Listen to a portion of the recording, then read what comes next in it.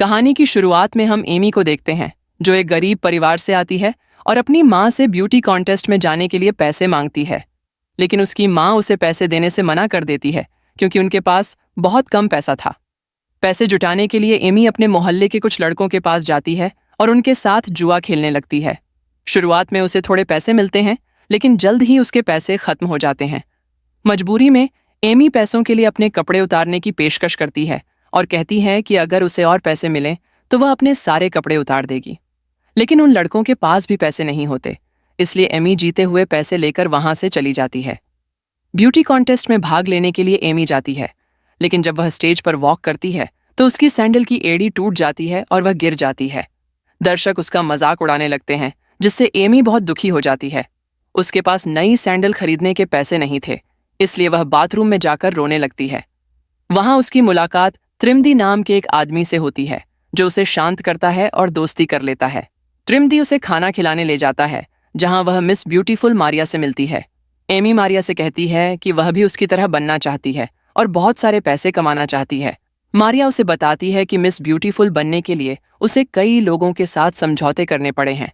वह एमी को अपना विजिटिंग कार्ड देती है और कहती है कि अगर उसे भी पैसे कमाने हैं तो उससे संपर्क कर ले। एमी पैसे कमाने के चक्कर में त्रिमदी के साथ एक ओयो होटल में जाने के लिए राजी हो जाती है, लेकिन तभी उसकी माँ वहां आ जाती है और उनका प्लान बिगाड़ देती है। एमी की माँ त्रिमदी को धमकी देती है कि वह उस पर केस कर देगी। इसके बाद एमी की माँ उसे समझाती है कि अगर उसे अपने सपने पूरे करने हैं तो मेहनत से करे, न कि किसी के साथ समझौते करके। एमी की माँ उसे लेकर शहर छोड़ देती है, लेकिन एमी अपने सपने और पैसे कमाने के इरादे से बस से उतर जाती है और वहां से उसकी नई जिंदगी शुरू होती है। इसके बाद एमी फिर से मारिया और उसकी माँ के संपर्क में आती है।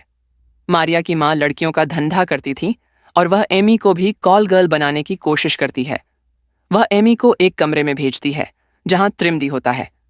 त्रिमदी के साथ एमी का संबंध होता है, जिससे उसे अच्छे पैसे मिलते हैं। धीरे धीरे एमी इस धंधे में कुशल हो जाती है और कई लोगों के साथ संबंध बनाकर पैसे कमाने लगती है।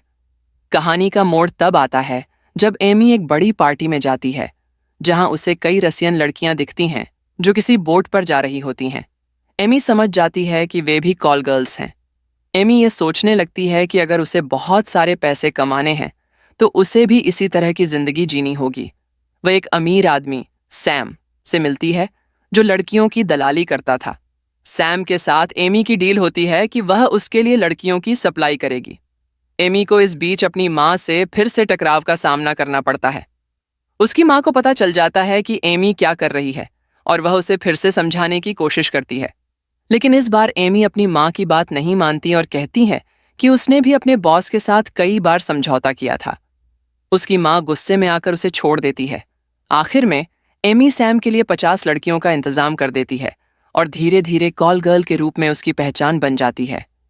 इसी दौरान उसकी मुलाकात एक कलाकार से होती है, जो गरीब लड़कियों की मदद करता था। एमी उसकी मदद से और अधिक लोगों के संपर्क में आती है और धीरे धीरे खुद को इस धंधे में स्थापित कर लेती है। इस दौरान उसकी दोस्त कमली भी इस धंधे में शामिल हो जाती है, जो अपने बॉयफ्रेंड के लिए पैसे कमाने के लिए आई थी। लेकिन एमी उसे समझाती है कि यह काम करके वह और ज्यादा पैसे कमा सकती है। धीरे धीरे कमली भी इस धंधे में रम जाती है और अपने बॉयफ्रेंड को छोड़ देती है।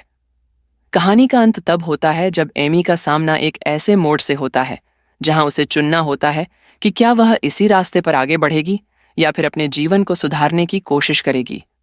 लेकिन यह बात तय है कि पैसे की चाहत एमी को और भी गहरे दलदल में धकेल देती है, जहां से बाहर निकलना मुश्किल होता जा रहा है। इसके बाद हमें कुछ सालों बाद का सीन दिखाया जाता है, जहां एमी जेल से रिहा होकर अपनी सिटी आ जाती है और अपनी मोम की शॉप पर काम करने लगती है, और इसी के साथ इस मूवी की हैप्पी एंडिंग हो जाती है। अगर आपको मूवी पसंद आई हो तो वीडियो को लाइक कर कमेंट जरूर करें। Thanks for watching.